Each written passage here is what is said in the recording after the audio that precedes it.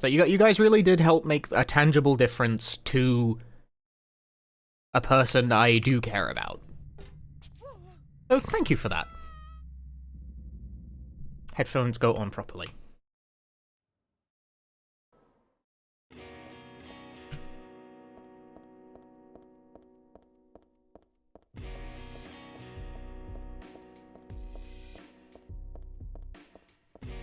How goes the no moving? It goes well enough. No PBs, but I've been, like, close a couple of times.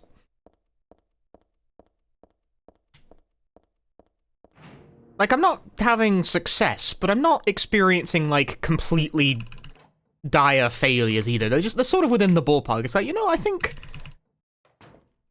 if things could go a little luckier, it could happen at any point, really.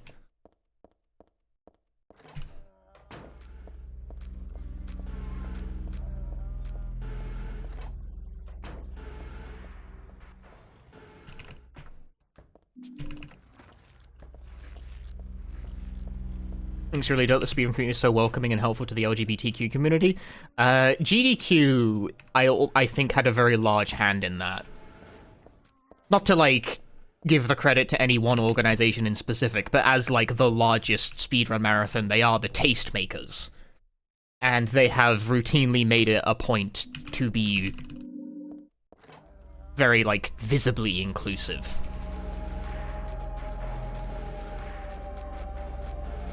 And, like, quite early on, had fairly... I don't want to say strict policies, but, like, they did have strict policies about, you know, like, not being a dick. At a time when other events still needed convincing.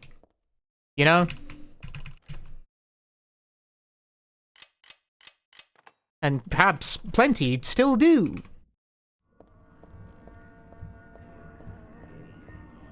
Like, they had a position of, like, outsized influence within the community, and they did absolutely use it for good in this regard. And they continue to use it for good, in fact.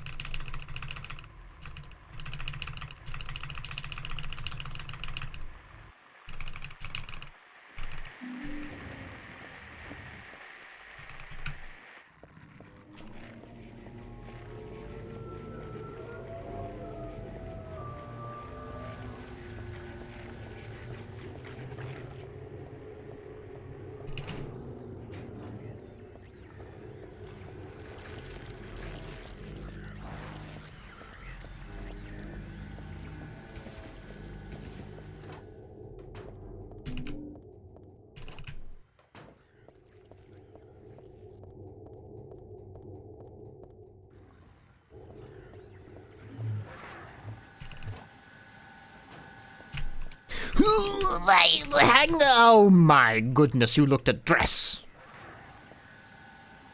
Later, Lars. Thanks for dropping in. Yes, as far as gaming communities go, in my experience, speedrunning and rhythm games are fairly LGBT dense. I could not explain rhythm games. I can definitely explain speedrunning. But then again, I am also a queer man, so that kind of, like, my social circle kind of self-selects. It happens without me even fucking trying, apparently.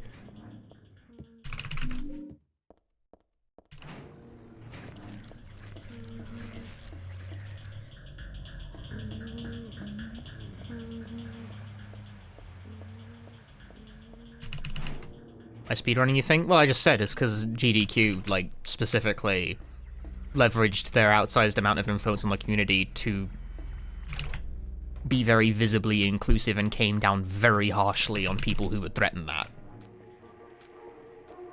Like, early. Fast.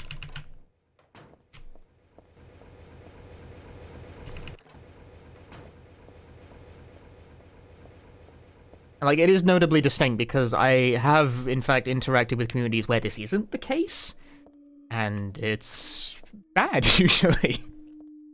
But they still exist. I'm not gonna name any names right now, but I could if I wanted to.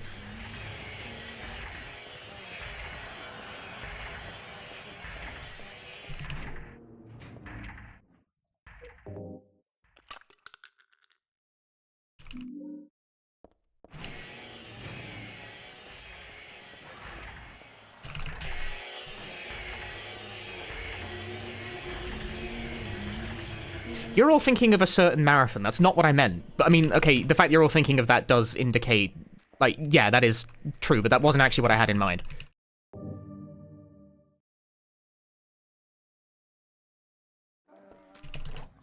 I was thinking of, like, not speedrunning. Whatever, it doesn't matter. Ooh, guy in the way!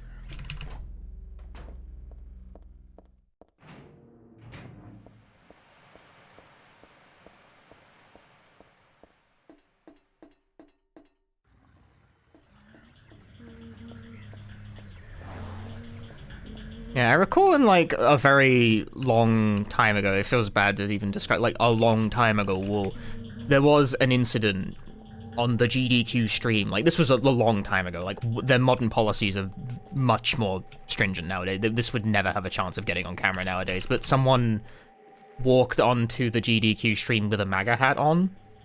Like, multiple people did it, I think. It was, like, a coordinated thing. And one of, like, the staff leads of GDQ fucking ripped across the event hall, looking so... I genuinely thought a fight was going to start.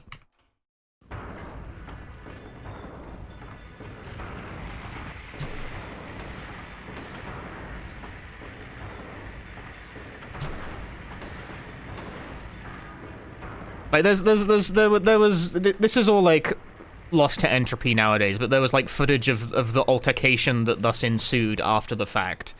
And the person in charge of, like, enforcement at the time, like, just fucking ripped across the event hall like Akuma executing a raging demon. Like, you see that shit and I'm like, that guy means harm. Like, it was the early days, so they were, like... They hadn't quite, like, really nailed down, like, a strict policy yet, but when it was flouted, you can tell that they like, immediately took it badly, you know? Like, their action was swift and decisive, and nowadays that kind of thing wouldn't even get started, but even back in the days, like a full decade ago, if you tried to pull funny business, they would massage you into the fucking ground. They've always been very serious about it.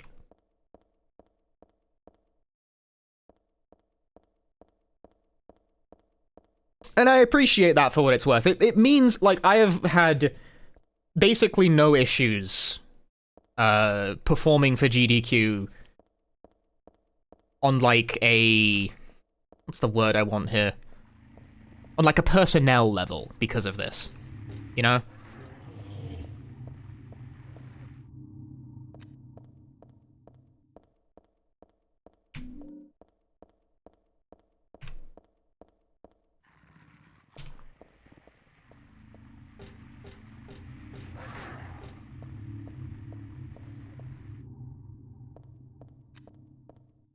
Like, over my, some close to, like, 10 years now. God, has it really been that long? I think it has been. Close to, like, 10 years now of, like, intermittently doing performances for them.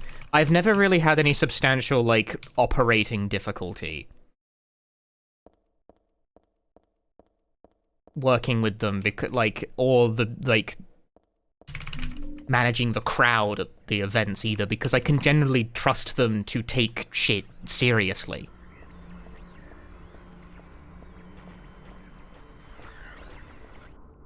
This is a positive trait, that they take this kind of thing very seriously. Like, it makes them easy to trust with things. You could, with a serious matter, they'll take it seriously.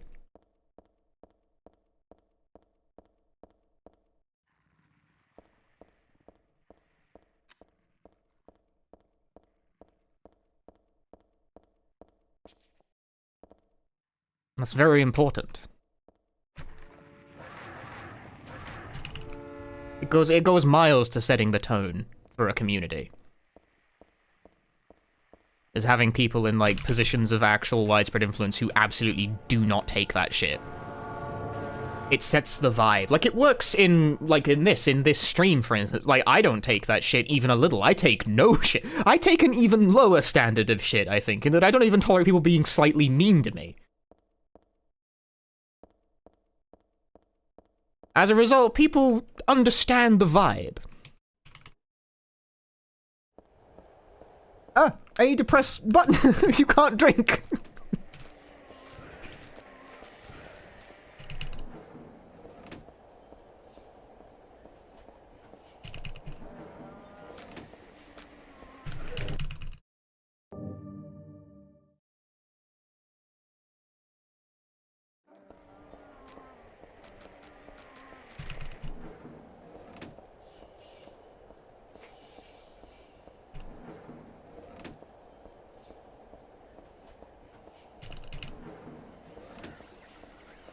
And, like, it works, right? Because GDQ is one of the most, in fact, the most visible speedrunning event, gets widespread, like, actual news coverage. Pretty much any time it happens. LGBT people see the event, and see that people like them perform on the stage in front of, like, a very, you know, on a popular event, with the full support of the production, and seemingly everyone around them, and think, well, there's a community that knows what's up. And then they think, well, maybe I could do some speedrun. And then you have all the speed, and then they do some speedrun, and then they come in, and that's why speedrunning is, like, very LGBTQ dense, by and large. I wouldn't put it, like, solely on GDQ, but I would definitely put a large part of it on GDQ.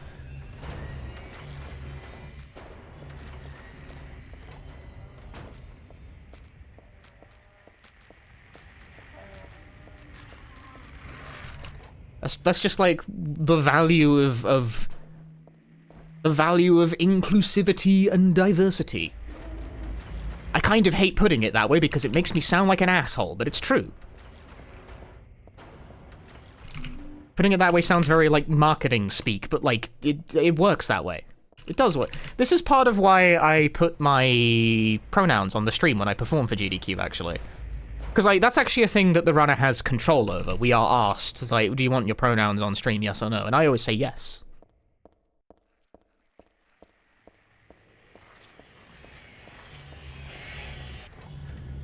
Not because I really need it. I don't feel like I'm in, like, I don't feel like I'm at risk of being misgendered in any way, nor would it particularly bother me if I was, for that matter. But I do it because then it becomes more normal when other people do it, because then it's there. It's a small thing, but I don't really have a good reason to say no.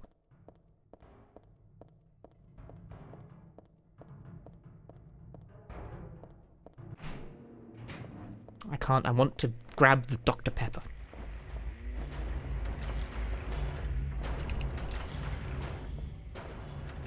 Also, hi, Clappy. Because speedrun is kind of niche and technical and that kind of thing attracts a lot of neurodivergent people. Yeah, it really does. A lot of speedrunners are autistic. A lot of speedrunners are autistic. Me included! Hi!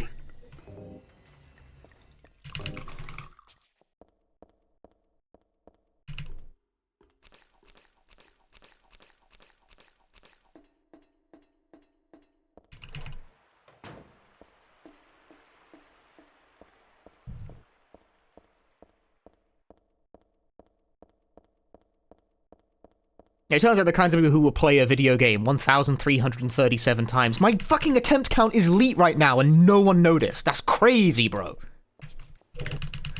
The kinds of people who will play a video game 1,337 times in order to do it slightly faster. They are the kind of person with the sort of brain matrix that makes them highly resistant to doing repetitive bullshit over and over again. I wonder what kind of person that describes.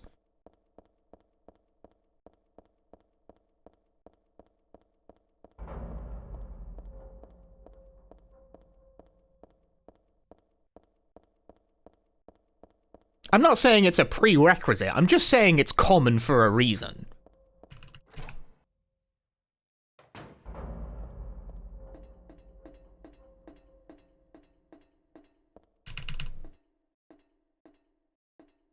Hey, Glophodus. Aglaopahotis. Only CS 1.6 era gamers remember Elite now, I think. Oh, why do you hurt me like that? That's so uncalled for. Can really pinpoint the exact moment I took damage from reading that. Damn, but like, damn though, you're right. People don't. HateSpeak really isn't a thing anymore, is it? I mean, it's not been a thing for a while now, but like, it's been long enough that yeah, most people just wouldn't know that. Damn.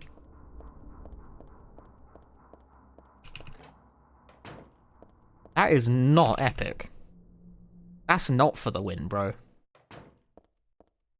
It might be epic fail, actually. Ow, I just fucking bumped my elbow on the corner of the desk, and now it's gone numb. Please pray for me, I am dying.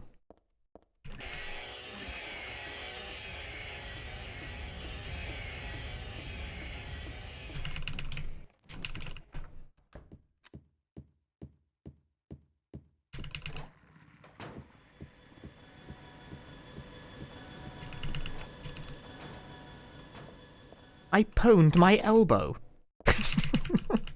I can't say that with a straight face, man. I'm like 30.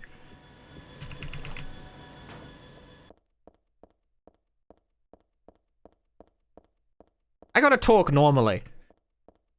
When you get to a certain age, it sounds weird to say any kind of, like, internet slang anymore, regardless of, like, the time period.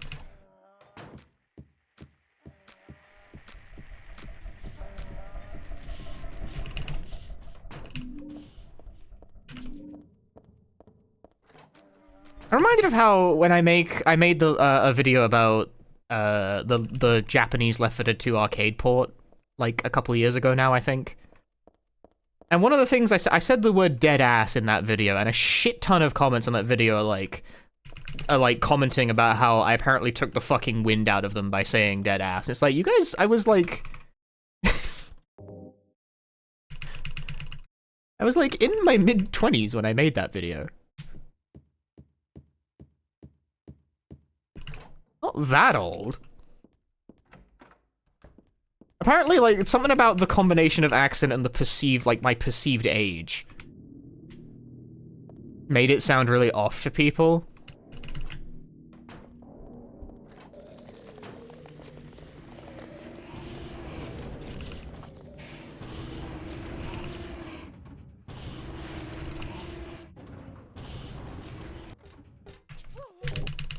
What is my perceived age? I don't know, but the thing about the average YouTube user, right, is that they're like 15 years old.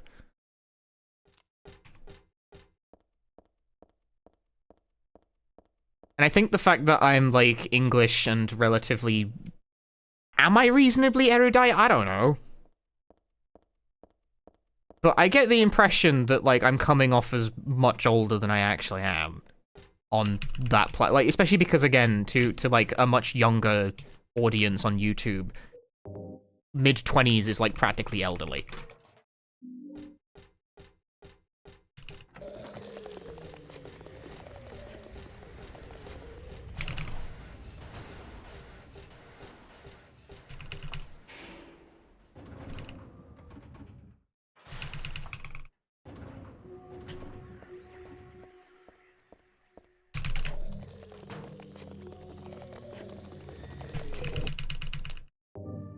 And like, despite everything, despite my best efforts, my audience on YouTube is still overwhelmingly 16-year-olds. Which I don't like. But that is just how the website, like, you can't do anything about that on YouTube. On Twitch, it's different. I've talked about this many, many times before, but because I can actually, like, sort of curate an audience with, like, a vibe on twitch.television, my average audience age on Twitch is noticeably older. Golden split.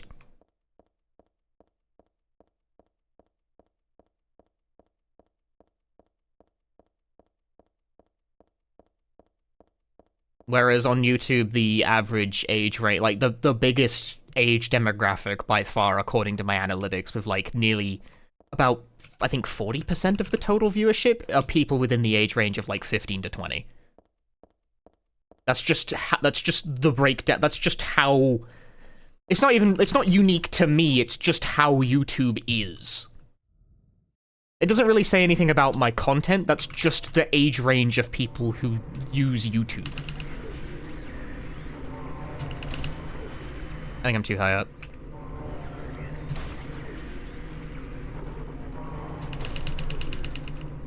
Got the quick kill. The practice paid off. It's that easy. It's that, and then you get a gold split. It's that easy. Just do some practice.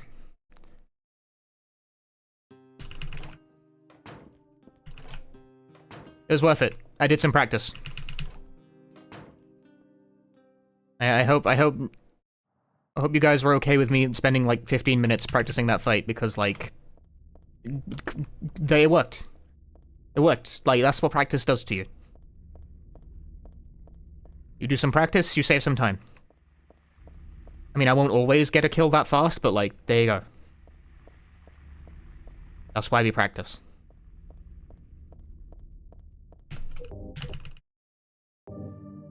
Teens are very much into PS1 and PS2 games. That's kind of the one thing that gives me hope for the future, actually, is the fact, like, I kind of, on some level, I find it rather annoying that my audience on YouTube is relatively young, because it means I get really stupid comments. I think it's like the number one, that and people watching on their fucking phone, etc, etc. But on the other hand, the fact that, like, someone who is 16 looks at, like, a 2-hour video of someone talking about a PS1 game and thinks, yeah, I'm interested to see what this guy has to say, is like, alright, there are still some fucking weirdos out there. That's good. That's good. They'll grow up and they'll also be horrible hipsters who play PS1 games. Like, I can reach these kids. I can do it.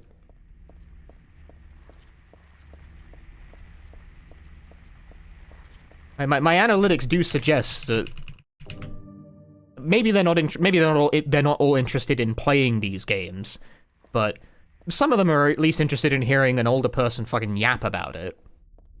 So that's nice in its own way.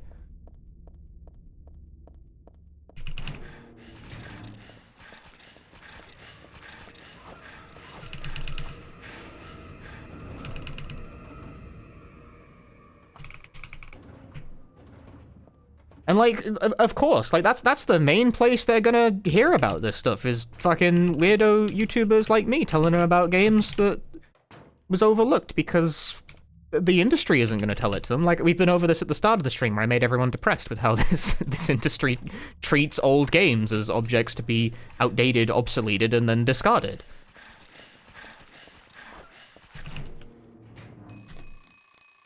If the industry won't do it, then, like, I might as well, right?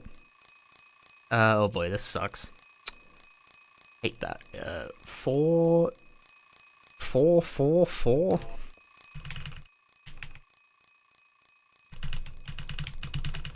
Four, 4, 3.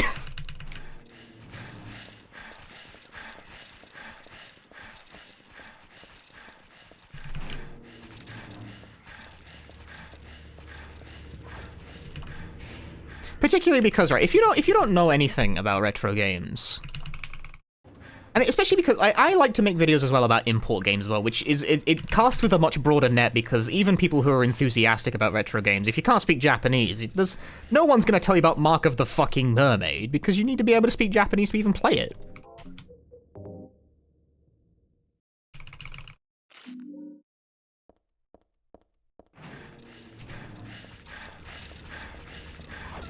Fantasy Tactics is coming to Steam, for example. Here's the thing, I think we have Japan to thank for that, primarily.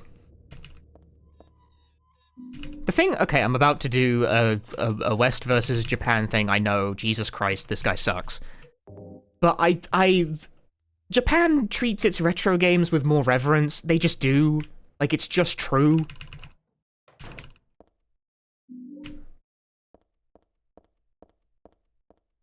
The culture has a collectively higher respect for its classics, like, retro games are more available. There's less of a, like, not really a stigma, I suppose is the word, but it's considered more normal to purchase an old video game. Xenogears is still a top-selling PlayStation game on Amazon JP. It's fucking weird. That still moves units, like, quite consistently. Like, the word circulates.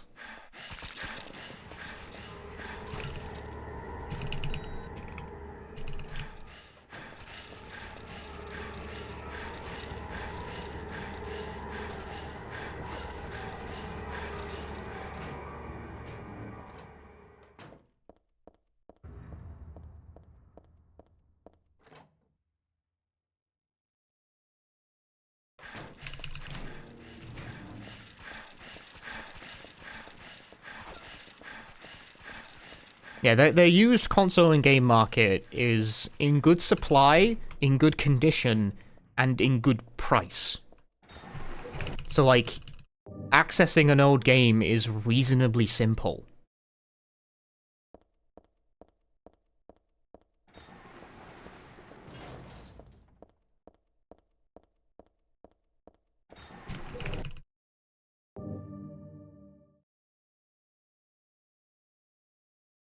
And that is why I think titles like Final Fantasy Tactics can stay in the cultural zeitgeist long enough for Square Enix to get around to, like, pretty much just releasing them seemingly as is. It's not out yet, but we'll see how well they did, I suppose. But because people keep buying it and playing the damn thing and, like, regarding it really well, and then they write in stuff, like, Famitsu has a thing that, like, has a reader write-in column that's like, what games do you want to see re-released? And the same fucking things keep getting voted in year after year after year. Like, they still do, like, reader polls on old video games to see, like, you know, like, what are the true, like, mainstay classics of the medium. It turns out it's Steins Gate. Because that consistently makes the top 5.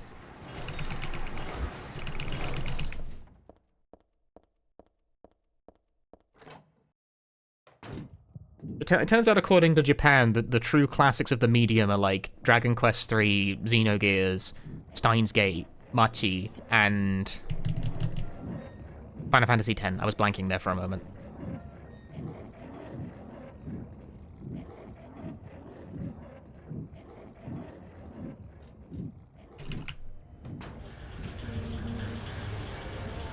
Yeah, Machi. It's the thing that the team behind Shibuya Scramble made before Shibuya Scramble.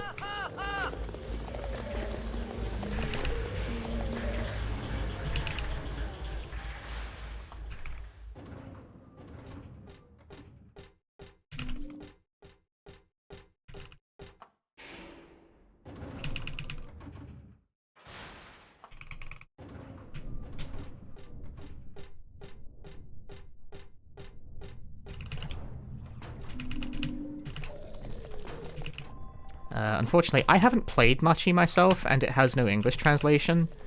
It is an extremely well-liked visual novel.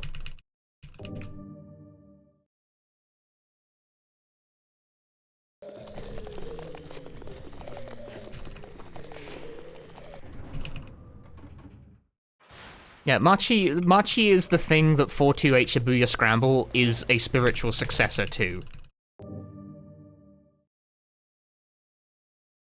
And I fucking loved 428 Shibuya Scramble.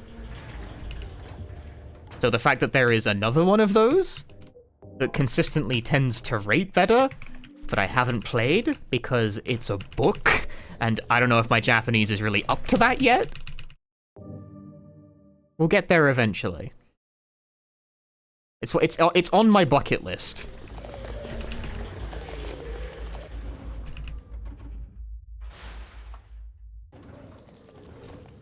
You doubt it, but does Punchy have any interest in Deltarune? I have interest in Deltarune, but I would like the game to be released first. I'm a little over the episodic release format thing.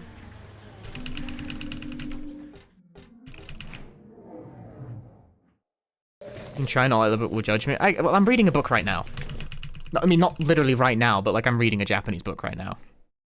I'm reading the first King's Game novel. It's bad. Very fun, though, but bad.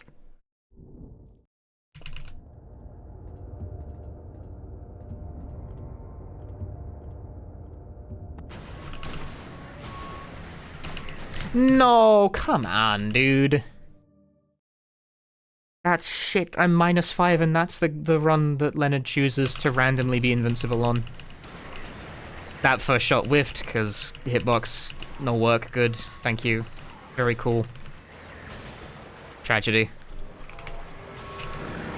Wasn't Deltarune released to completion with Chapter 4? No! Apparently they're planning on releasing 8 of the fucking things!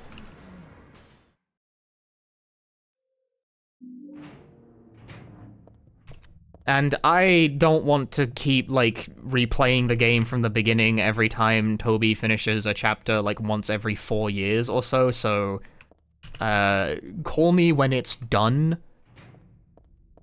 And until then, do not call me. Like, I know Toby has, like, managed to acquire a great amount of goodwill because Undertale was very, very good, but by the time Chapter 2 had come out, I had forgotten what had happened in Chapter 1.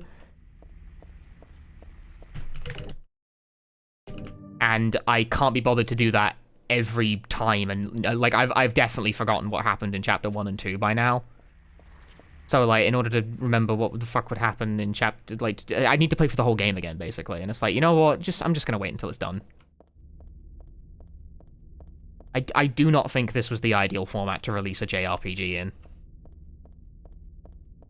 And I know Toby has, like, purchased a shit ton of goodwill, and the people who are playing the chapters say that they are peak. But I don't think this was the right format for the style of game that it is. Maybe when it's all done, I will regret my words and deeds, but right now it's kind of annoying. I don't like it.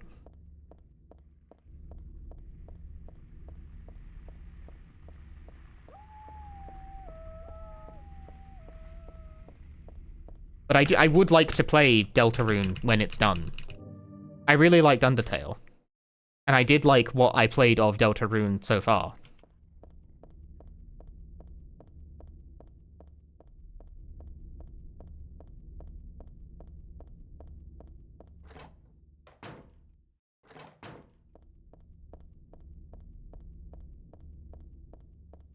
Yeah, the thing about stories like that are incomplete is that they're all hype and exciting until they end, and then they're not.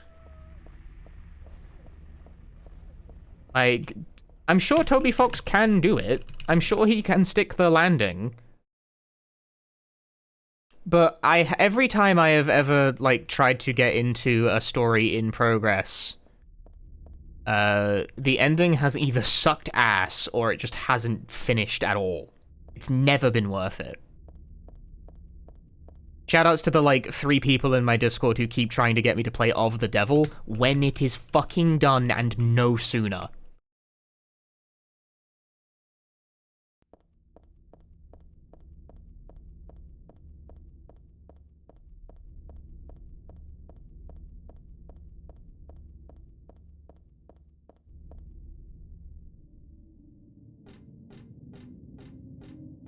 I've regretted it every time. Hey, Nankidai, where the fuck is the ending of Your Turn to Die? It's been 6 years!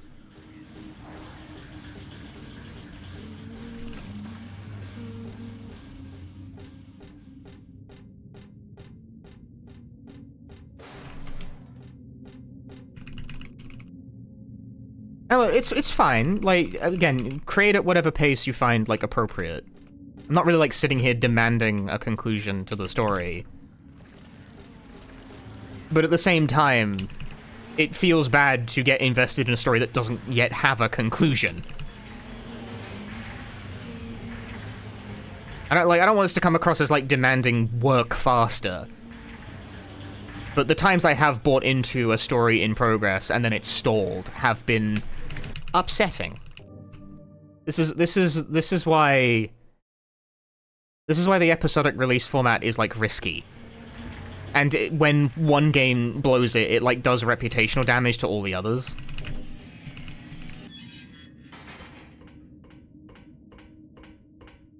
Well, episodic TV kind of serves a different purpose. Episodic games don't really work the same way. The thing about episodic TV is so that the stories are relatively self-contained. So that whenever some random catches an episode, they can more or less enjoy a relatively complete experience and sort of pick up the gist of the characters and the setting as they go.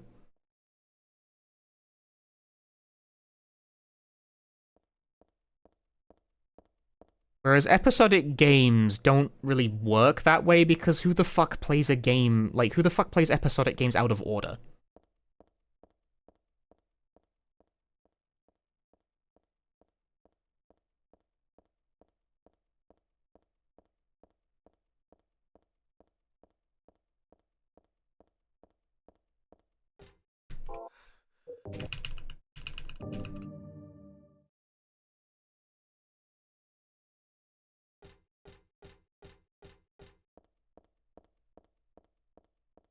Have I completed a run today? Yeah. It was a low 33. It was pretty good.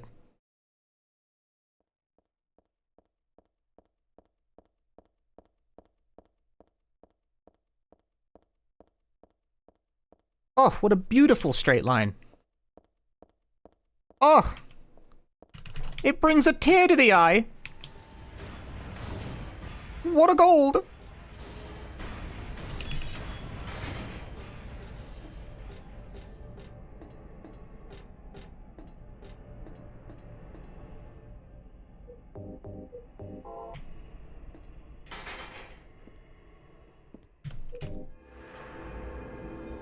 What a gold!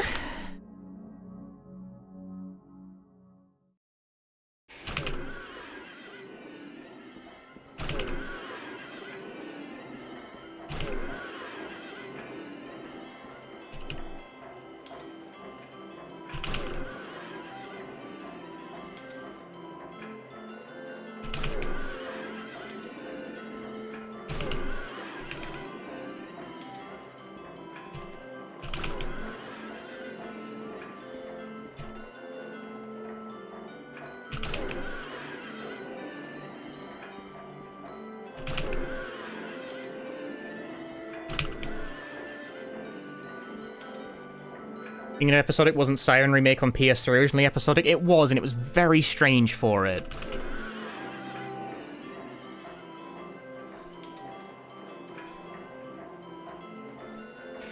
Okay, correct cycle this time.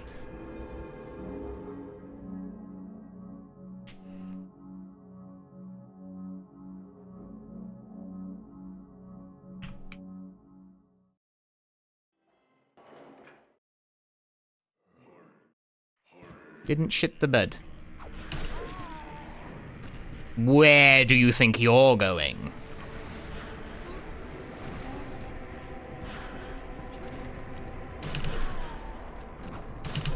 Oh wow, 2-shot. Oops.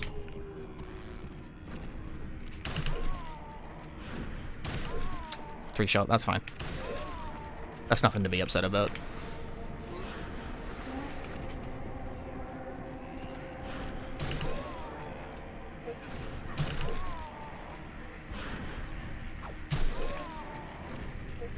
Ah, 5-shot final phase, that sucks. It happens sometimes.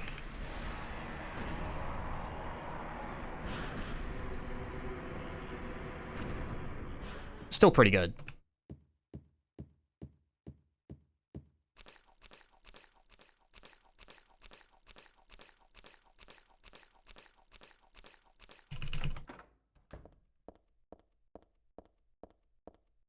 A huge fucking gold there, like.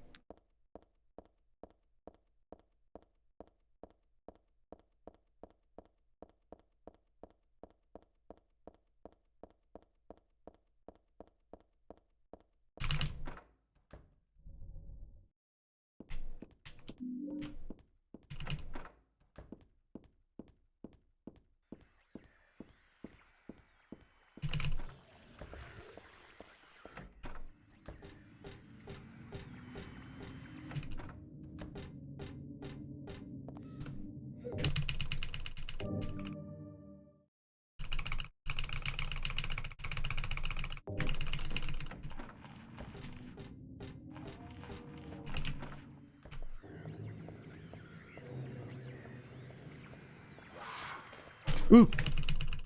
Ooh. Awkward position to load from. No, got it.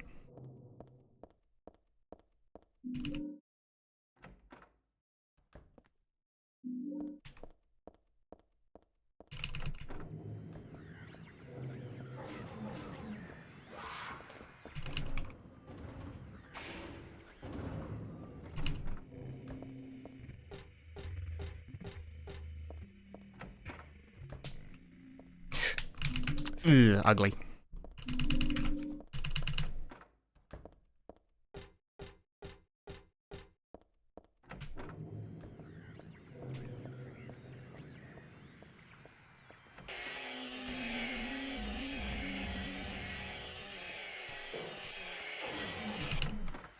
That was brave. Don't know if I should have done that, but it worked.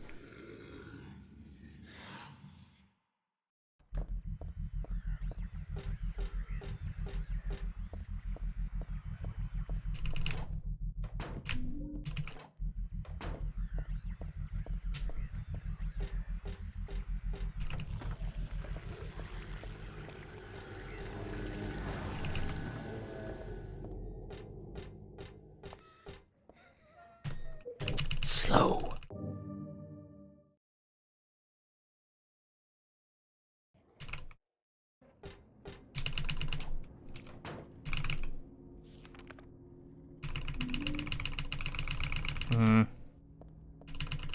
Ugh.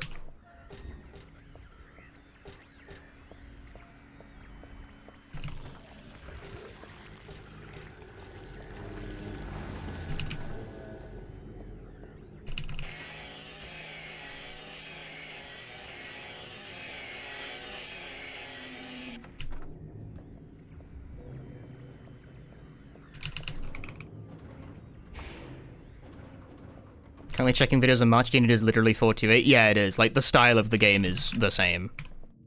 In fact, there is even a recurring character or two.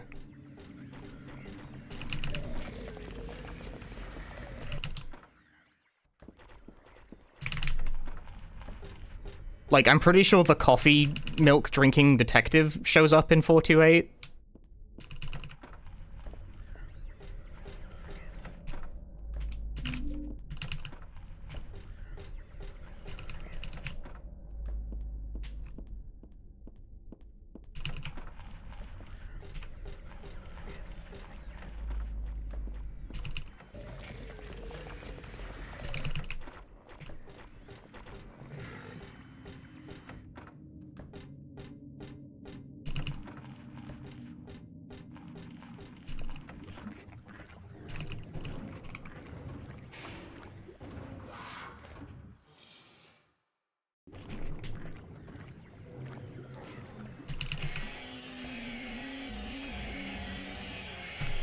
Definitely reload that.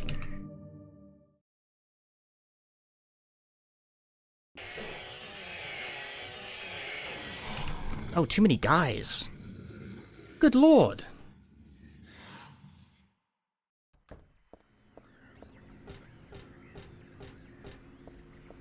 Spliced run. No.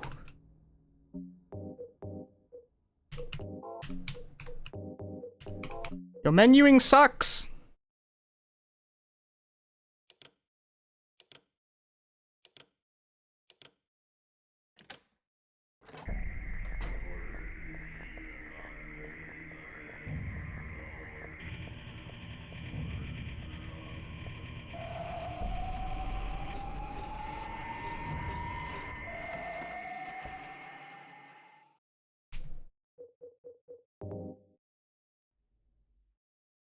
Right then, all on the final boss.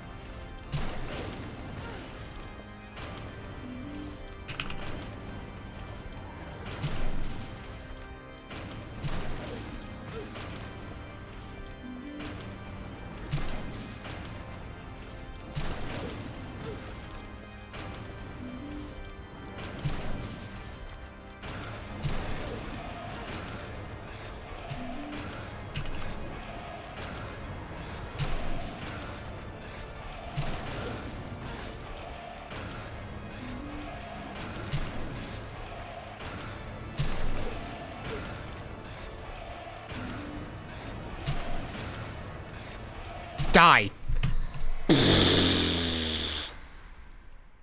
It's a world record! I think it's 1 second off. Isn't the world record 44? It's a world record! I think the world record's 44. Shut up! Quiet! It's a world record! You're better than me! I think it was close, but I don't think it's quite it. Coolest! Yeah, one second shy. The record is 32:44. Must be on drugs.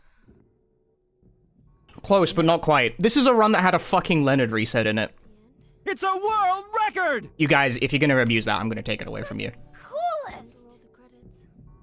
It's a world record! Oh god! Oh god! I've turned them off. You gotta stop spamming it when it's not a record.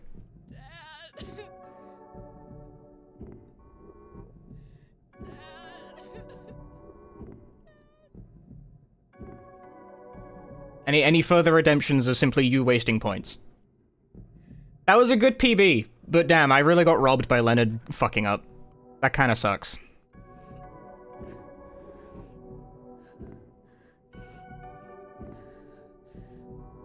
Well, I also didn't get a good final phase or lesser, but that's like more unreliable. Very close. It is definitely within reach. Definitely within reach. Again, if I didn't have Leonard randomly be invulnerable, that would have done it, like, clean.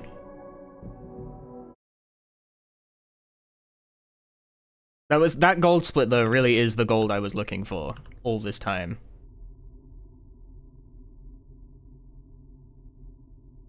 Ooh, that's like the one. That's what I was looking for. Elite run.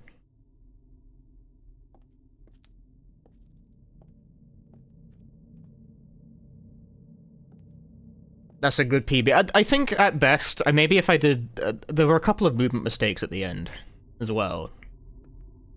I may have been able to like squeak a tie if I didn't do that. Yeah, world record is within fucking striking distance now. Ooh. Let me skip to the results screen.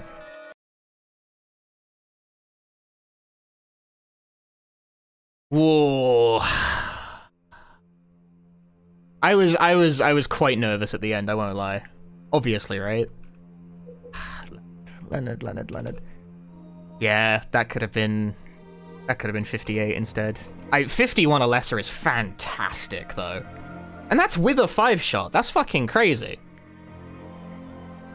That's with a 5-shot ending. That's fucked up. That could easily have been a 40. Man. If I had a 3-shot final phase, that could have been like a 46. That's fucking bonkers. That's speed that you just don't see in normal mode. I don't know what am I doing right? Why are my LSs like that good?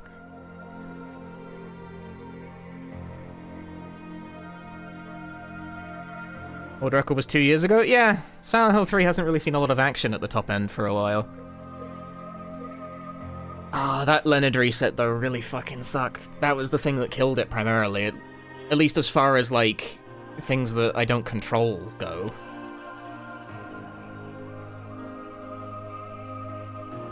Scammed out of world record by bad RNG. Story of my fucking life! Yeah, if not for Leonard, that would have been world record, like, easily. I would have had a 5-second lead out of hospital. That would have been probably a 32-3x or something.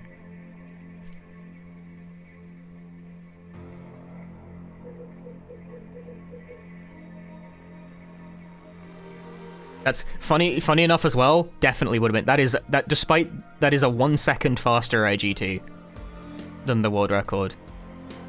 Presumably because of the reload.